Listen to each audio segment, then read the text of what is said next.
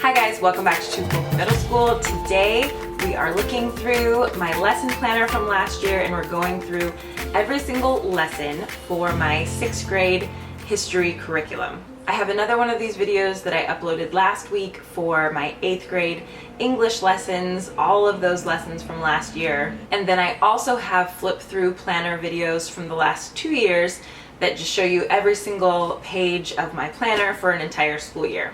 This is just something that I like to do because I feel like as a new teacher, this is kind of what I wanted to see. Not necessarily to like replicate exactly what another teacher was doing, but just to have a way to like wrap my mind around how much you can do in a school year. This is just like an overview, but as I go through it, I usually realize that I already have more specific videos on particular topics. So I will list all of the resources like that I mentioned down below. And I typically have a lot of suggestions just about like where to find good materials and resources and stuff. So hopefully this will be useful for you. These tend to be very long videos, so let's get started.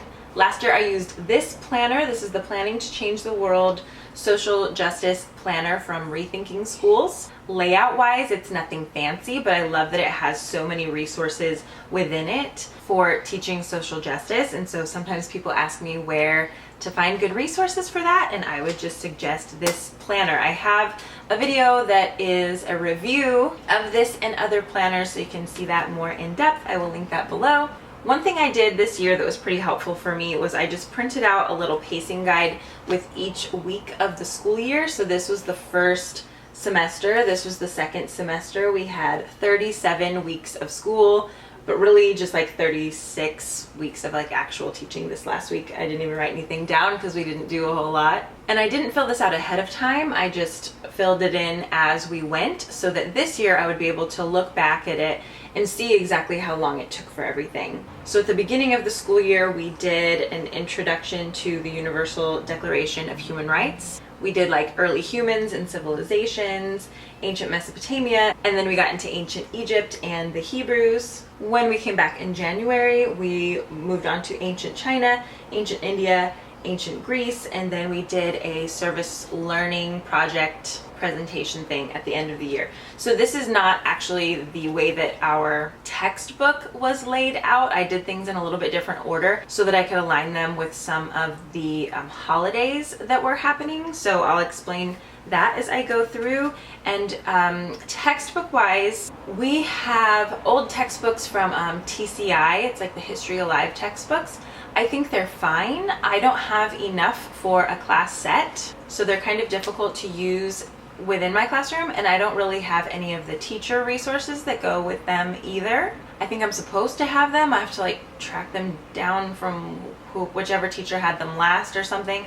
I don't know. So because of that, I just found a lot of my own resources online and made some of my own resources, but I do think it's important to have a textbook just like as a base, especially for 6th grade ancient history, because it's not an easy topic to just go out and find like 6th grade reading level appropriate background information on. Like, it's very nice to just have a textbook to refer to. So I think that textbooks are important to have, and then you should build upon those. I know that a lot of schools and districts are moving away from textbooks, and I really don't think that that's a great idea for many reasons, but you know, also it's just really not fair for teachers to have to go out and either create from scratch or research from scratch every single lesson for, you know, 37 weeks of a school year. And these particular topics are just quite difficult to research.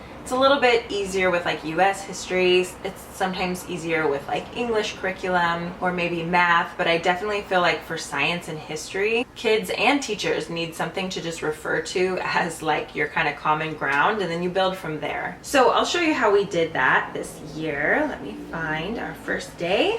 Okay, so this was our first week. I just kind of write down the general topic in my planner so that I know for myself and I can kind of like plan ahead. And then I actually use shareable Google Slides to share my lesson plans with my students and with their parents if they want, and I have another video on how I do that I can link below. But for now, we're just looking at these. So we started off making these like all about me flags that I always hang in my room. They're kind of like little bunting things, and I take pictures of them with a Polaroid camera, and then at the end of the year we take them down and look at how much we've changed. So that's just one of the things that I like to do at the beginning of the year. We also do a little like scavenger hunt of the syllabus, which is just a quiz, basically. Just a fancy word for a quiz. I got them set up on vocabulary, and then one of the first lessons that we do is about historical artifacts, and I use the scene from Moana when she finds those boats that are hidden in the cave, and that lesson is on Teachers Pay Teachers.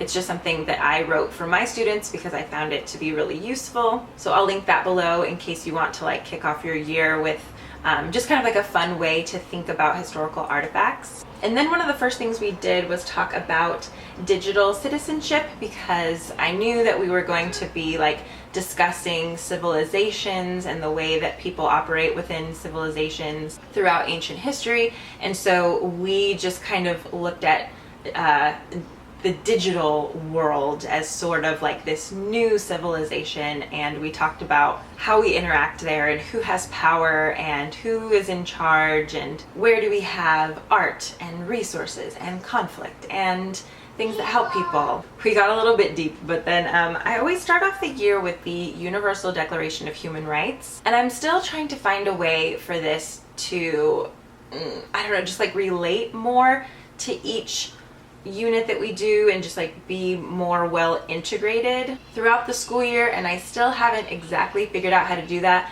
I have been kind of chronicling my attempts at this for the past 2 years, and I do have YouTube videos about how I have tried to do this, but I still want to improve upon this, so I'm working on that again this year. So for this second week of school, we continued talking about the Universal Declaration of Human Rights and kind of breaking them down. We read about the history of the Universal Declaration of Human Rights on Mozilla. We did something with pictures. I don't remember what that was. Oh, I think we were still taking our Polaroid pictures and finishing our flags. We made human rights bumper stickers. I started introducing the week in rap to my 6th grade students, and so every Friday actually for the whole school year we would watch the week in rap, and that was how we would just keep up on our current events, and that's all on vocabulary. And I have a lot of videos about vocabulary. I probably need to make an updated one because it has changed recently. I'm obsessed with vocabulary though. That's one of my favorite resources to use. Another thing that we did, and every Thursday, I know you can't see these super clearly, but every Thursday we just did class in a circle. That's just something that I do to build community and to just kind of like offer a different setting for teaching once a week. And so I also have videos about how to teach in community circles and how to use those just to like build classroom community, improve student behavior. I think I might have forgotten to mention that in my English video, but my 8th graders did that as well every Thursday. And so then my 6th graders also were using the Be Internet Awesome online curriculum. It's from Google and John Green. And that was just another way to talk about like being a citizen of this digital world, and it's really good. I think it's a little bit too young for my 8th graders, so I didn't use it with them, but it's really good for like 5th, 6th grade. Okay, so then getting into the first week of September, we looked at Earth's entire history. I think I found some YouTube videos about that. We were just sort of trying to wrap our minds around how old the Earth is and how new humans are and how even newer human civilization is. We used vocabulary to work on some map skills, and then we used our textbook to talk about the difference between historians, geologists, and archaeologists, and what kind of information we can learn from each type of scientist. And this is where we got into like early humans.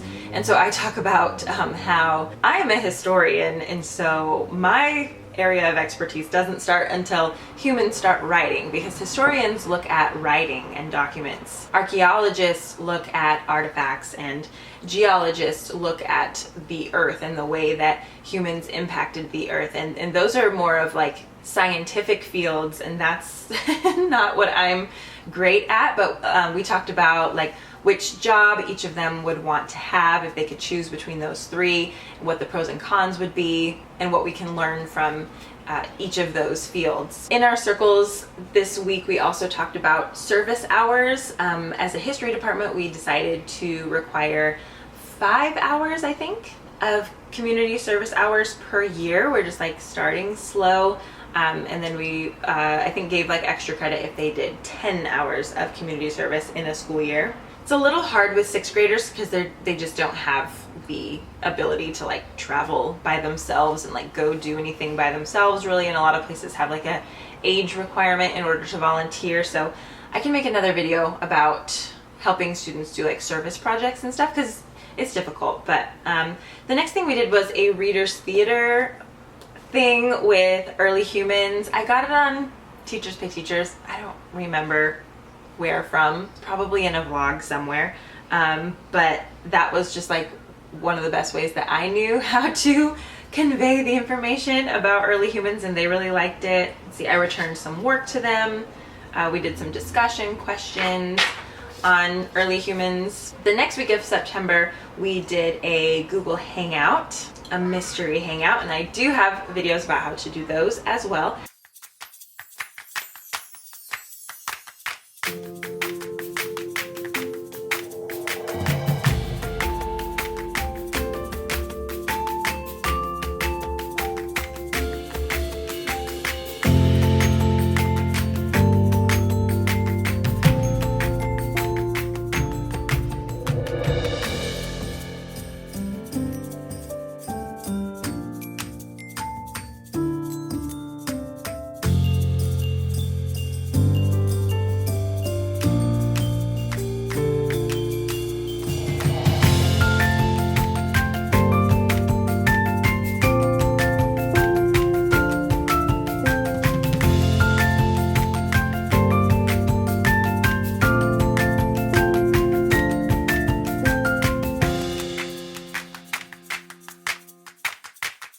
And then it was September 11th, and so we did a video that day learning about the history of September 11th. We did like a KWL chart and some sticky notes. I have a whole separate video about how I teach September 11th as well. I went into a little bit more detail of that with my 8th grade English students, and we wrote a little bit more about it and read a little bit more about it.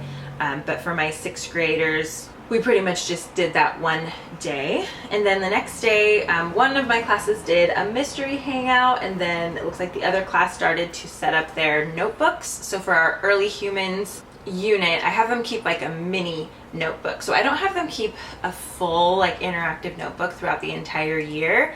I just have them do mini ones sometimes when it's useful. So I thought at the very beginning of 6th grade, this would be a useful thing for our first unit, just to like keep all of their assignments and information all together. So we spent a little bit of time setting those up, and then the next day my other class did a mystery hangout.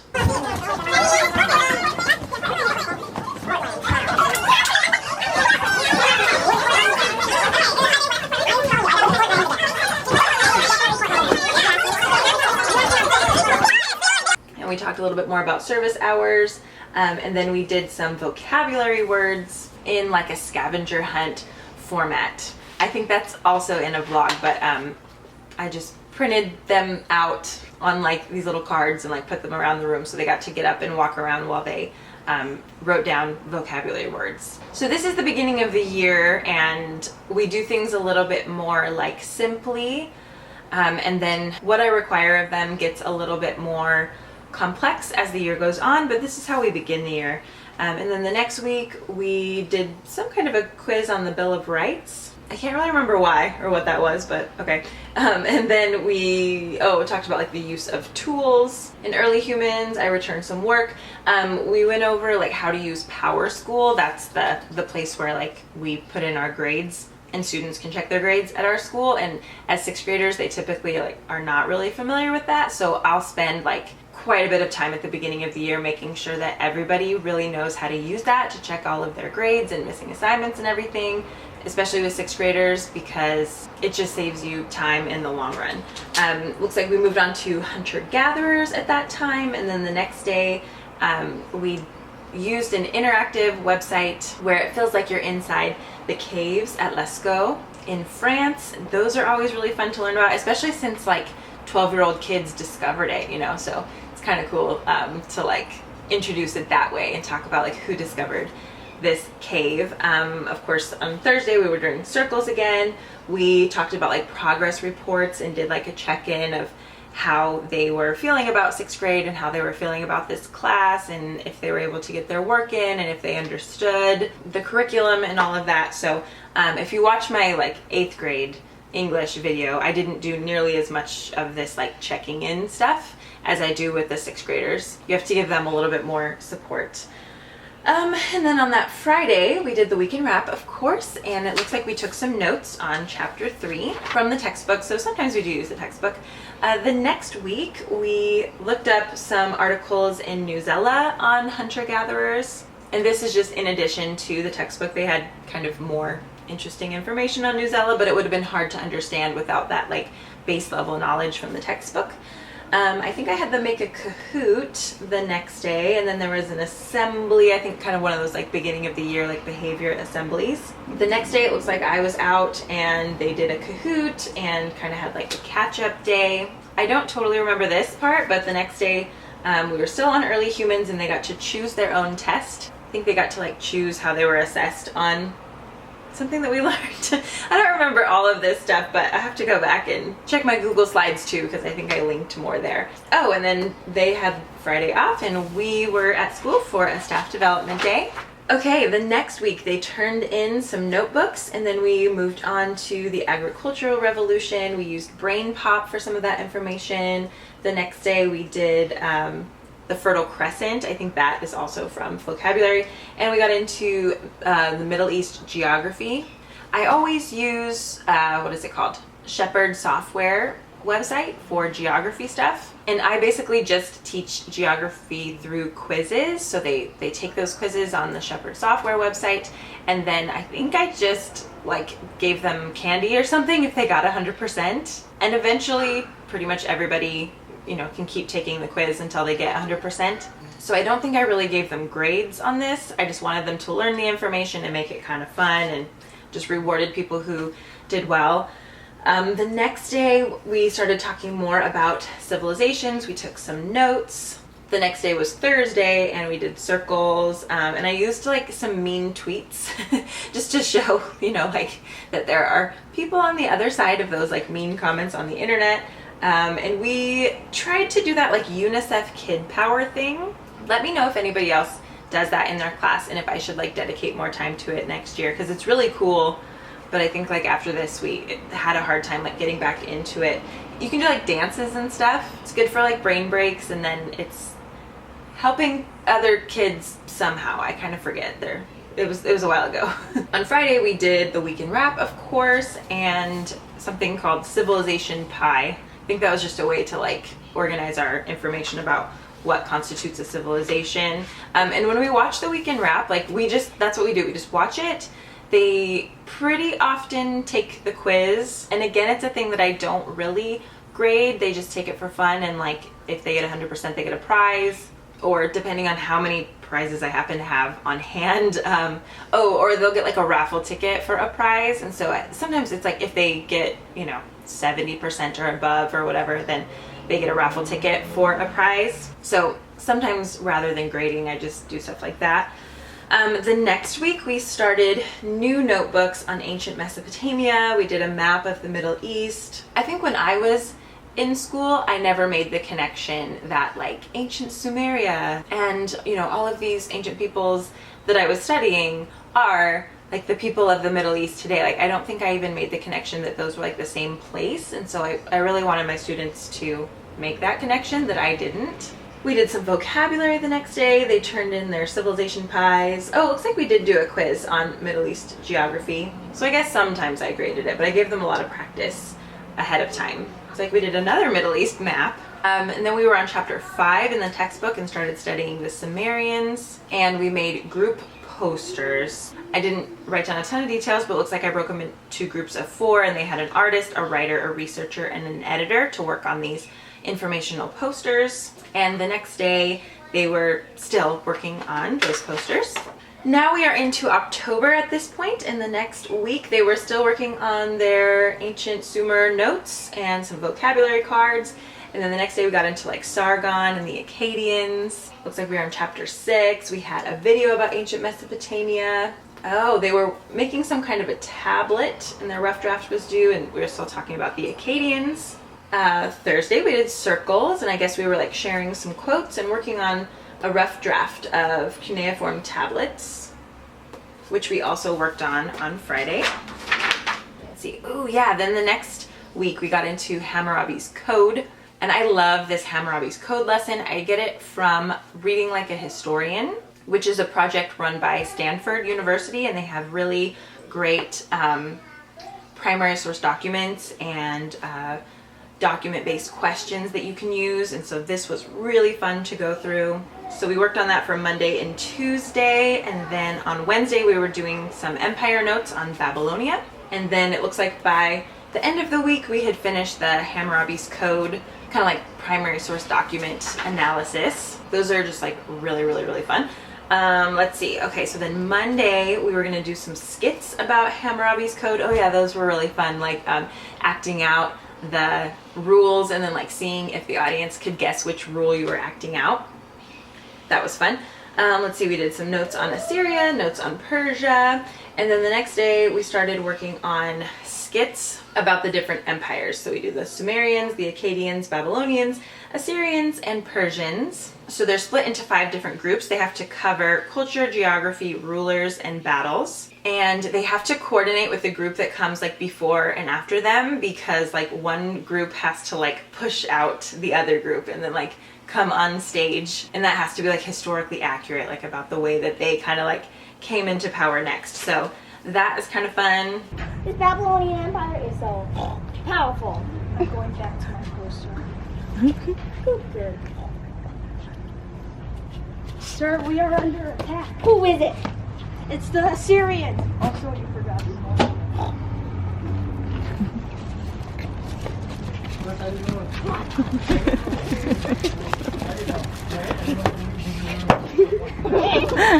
I expected it to break.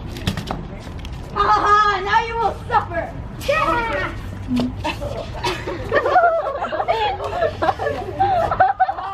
you remember this man? You evil man! Well, that's too bad, because now his empire is getting destroyed. And chariot, destroy the wall! Fire! Oh no! Oh no! Oh!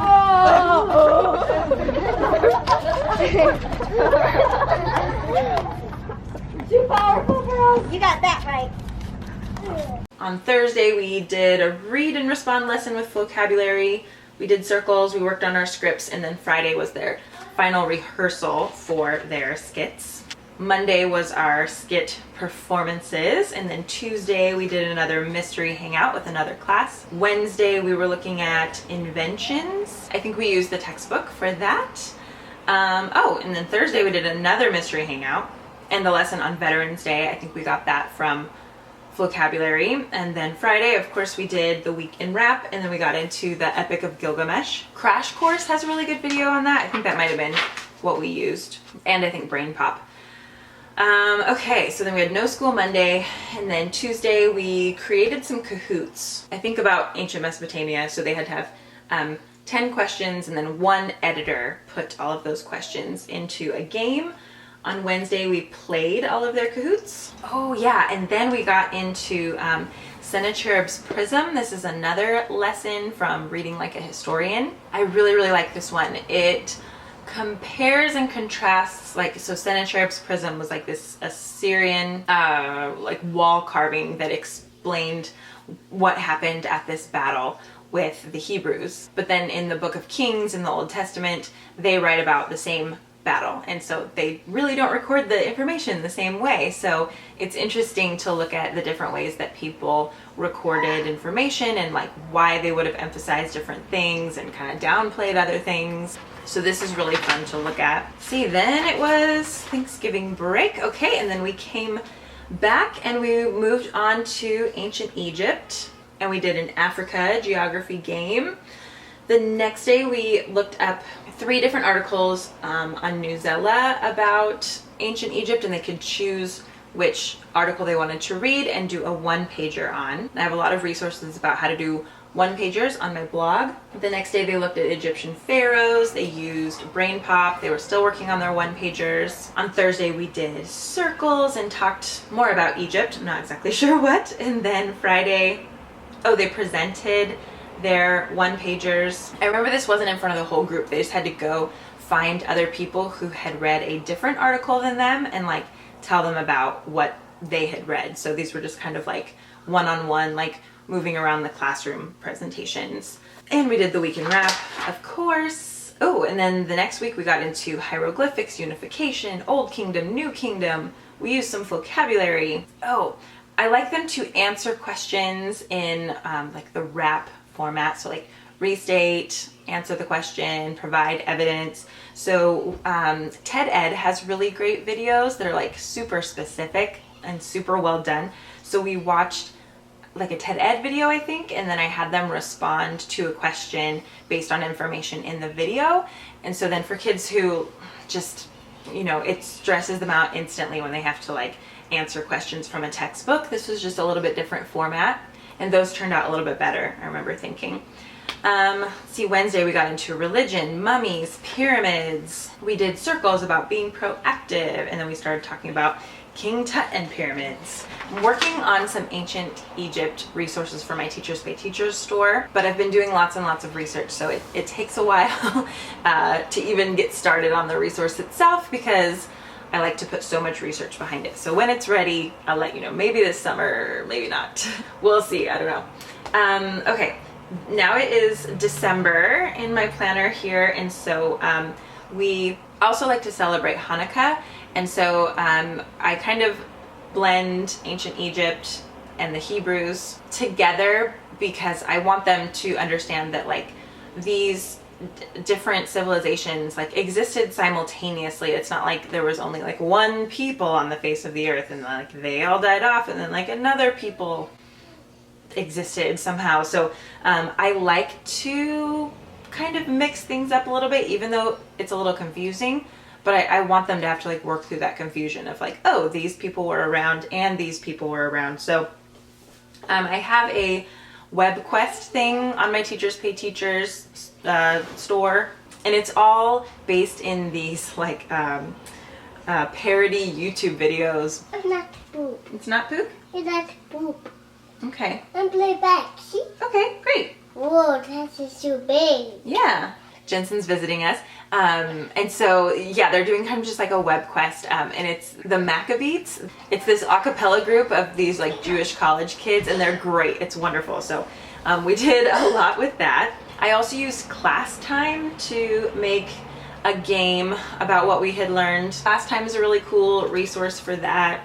We watched some clips of Prince of Egypt just to bring that in a little bit, and then we did another unit from Reading Like a Historian on did slaves build the pyramids. So this one is also great and confusing and has tons of primary source documents, and some of them were written recently, so we can look up YouTube videos that have those same Egyptologists in our primary source documents. Like we can see them as like a talking head or whatever in some kind of a documentary. So those are really fun. And then I had them do their like conclusions, like what they thought at the end of this unit on a flip grid, so that I didn't have to read any essays, because man, this was December 18th and I just didn't feel like reading any essays. Rather sit there and click through their flip grid videos and grade them that way. The next day, we had some parents come in, and the parents helped us make latke batter. And then the day after that, we had a latke and dreidel party. And at this point, they had learned so much about Hanukkah and Jewish traditions that they were really excited about kind of taking part in some of these traditions. And it was just a really fun way to kind of end the semester and, you know, end 2018 before we went on break. And it's something that we do every year. So like 6th graders are looking forward to it if they had like older brothers or sisters or whatever that tell them about it. And I do have vlogs of that whole entire process as well, so I will link those down below too. Okay, when we came back in January, we did a kind of like recap, weekend wrap from vocabulary, and then we did another vocabulary lesson on what is history, just to kind of like get their minds back into history class. I think that over Christmas break, I'm trying to remember the exact like timing of this, but there had been a shooting at a synagogue. And so I thought it was appropriate to take this opportunity to do a lesson on contemporary anti-Semitism. I think I got this lesson from Teaching Tolerance. And so we brought in concepts like the universe of obligation. They read different articles, made like a 5 W's chart. They did a little group presentation. So we just spent a couple days talking about that, because it's also important for them to understand that, like, yes, we learn about the ancient Hebrews, but there are still people today in 2019 who are Jewish, and it's a religious identity, it's an ethnic identity for some people, it's a nationality for people who live in Israel. And so this is another just like complex identity issue, and for many, many, many years they have been persecuted and continue to be. And so it's important for us to like see current events through a long historical lens. And so we did a little bit of that. It can be tough, you know, with like 11 and 12-year-olds, but it's possible. I hope I don't have to do that lesson next year. I hope that there isn't a mass shooting at a synagogue. So the next unit that we went into was ancient China. So we did a geography of Asia game on that same website. I set up some stations where they read about different aspects of Chinese geography, and they kind of moved around the room. Those also went on to the next week. They took quite a while. We read some articles from New Zealand about ancient China, and then we also, I think I put that information about ancient China into a class time game, and we played that. We just did like an overview of the 4 main dynasties that we were going to cover, and we just made a little chart where they wrote about those 4 different dynasties, just so they'd be able to like kind of keep them separate in their mind as we learned about them and have something to refer to. So then the next day we moved on to the Zhao dynasty and took some notes. And after that we went on to the Qin and Han dynasties. The next week, we're now at like the end of January, we did a DBQ. This is a document-based question. We have like a binder that our school purchased on Confucianism and Taoism. We continued talking about that in circles that week. And then on Friday, we moved on to document B and just continued our investigation of Confucianism and Taoism. The next week, it looks like the counselors had to come in and talk to them on Monday about like future careers. And then, we did an exploration of some artifacts online in the Zhao tombs. And I had them make a proposal for an exhibition of an artifact from one of these Zhao tombs. So that was like their little project that they were working on. We used the vocabulary lesson on ancient China, which is not great. Like, of all the ones that we watched, that one was like the weakest.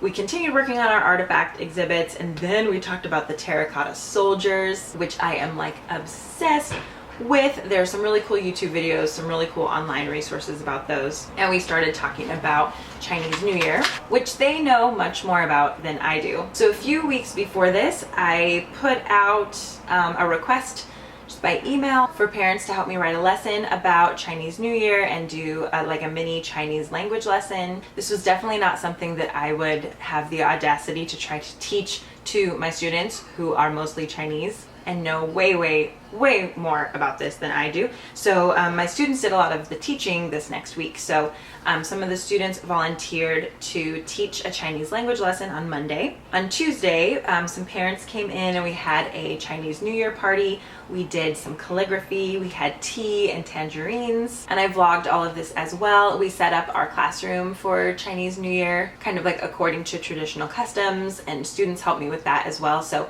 definitely check out that vlog, because it's not information from me, it's information from them telling me and then sharing it with you. The next thing we did was get into the Qin dynasty. We did another DBQ, and we also entered the Black History rap contest from vocabulary. So this is, you know, outside of the field that we were studying, but I think students are able to kind of like keep 2 topics in their mind at one time. Okay, so then we moved on to the Han Dynasty. We did a project on inventions from the Han Dynasty, and they really liked doing that. They had to do a presentation, they had to like draw or make a model of something that the Huns had invented. We did those presentations. We also started talking about the Silk Road. There are some really great videos about the Silk Road. There's a lot that you can do on the Silk Road. I'm sure most people that teach ancient history spend quite a bit of time on that.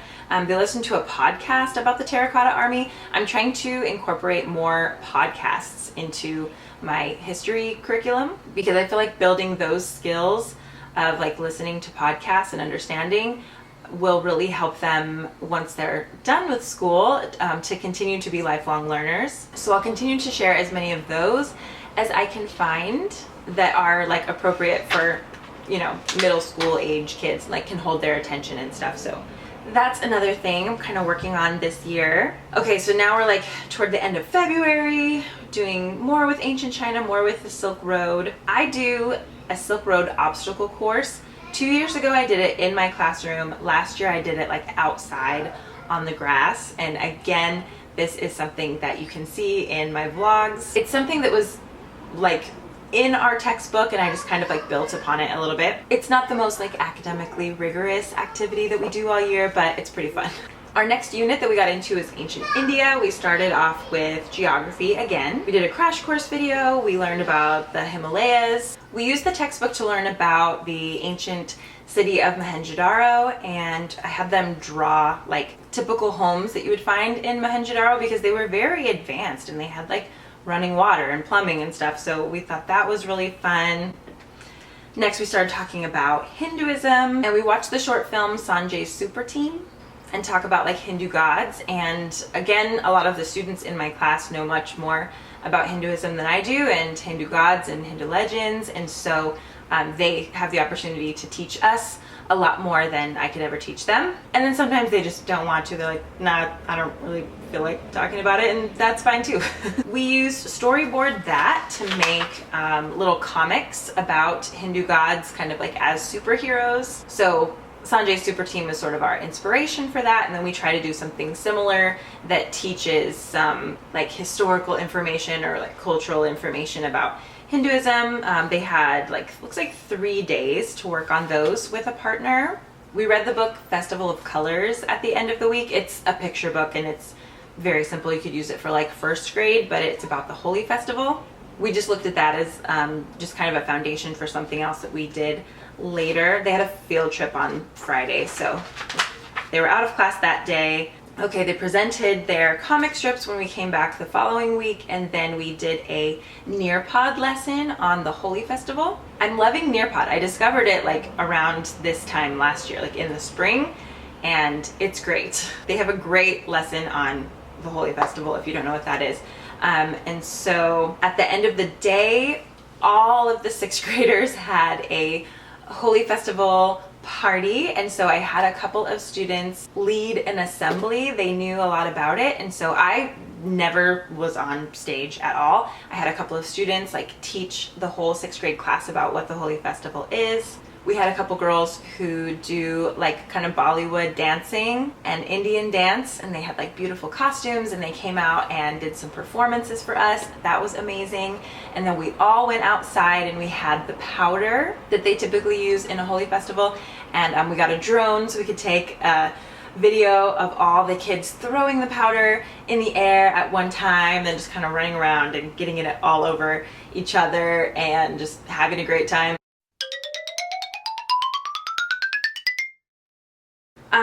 Let's see, yeah, we continued more with our Nearpod lesson for the next couple days because it was longer than I thought. Then we moved on to Buddhism and a DBQ about Ashoka, who was a ruler in ancient India. This one's a really, really good DBQ as well. It took like the full week pretty much to go through that DBQ.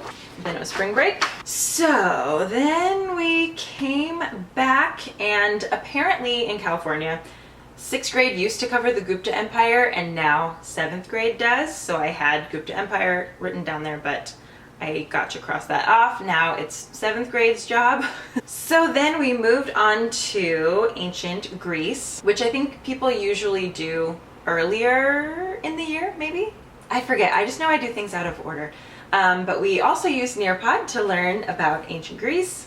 that was a couple of days lesson. And then, okay, the following week, our school is the Spartans, so we do this thing. They've done it, you know, for a long, long time, since way before I worked at the school, but they have Greek Day, and all of the sixth graders dress up like somebody from ancient Greece, and they are, like, each class is a different city-state, and they compete against each other at like trivia stations and like an Olympic obstacle course, and they come up with a chant and a banner and just like all this really, really fun stuff. So the week leading up to that Friday, we just have a lot of preparation to do. So we had to like get our team ready, make our banners, make our shields, paint things, make sure that we had our chants ready, pick our stations and all that. And then Friday was Greek Day. If you scroll back on my Instagram, I have a lot of this there. I always mean to like put it in my blog as well, so it's a little easier to access, but anything that I don't quite have time to get into my blog is just